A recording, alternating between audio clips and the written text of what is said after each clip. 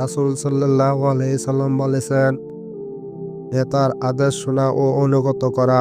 এর মর্ম হচ্ছে শাসক ও নেতৃত্বস্থানীয় লোকদের সকল কথা মেনে নেওয়ার মনোভাব নিয়ে তা শোনা ও মেনে চলা এবং সেই আলোকে কাজ করা একান্ত কর্তব্য।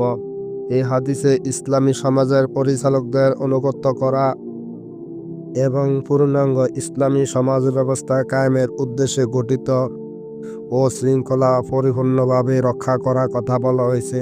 এই ধরনের ব্যবস্থা ত্রুটি বিচ্ছিন্ন পরিলক্ষিত হলে তা সংশোধনের প্রচেষ্টা অব্যাহত রাখতে হবে।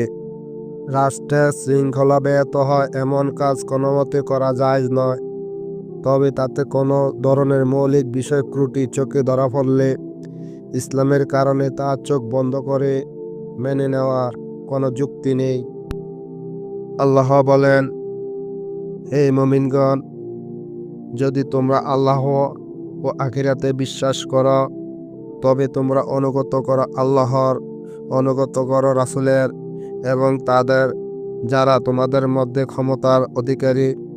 কোনো বিষয় তোমাদের মধ্যে মতভেদ দেখা দিলে তা উপস্থিত করো আল্লাহ ও রাসূলের নিকট, এটাই উত্তম।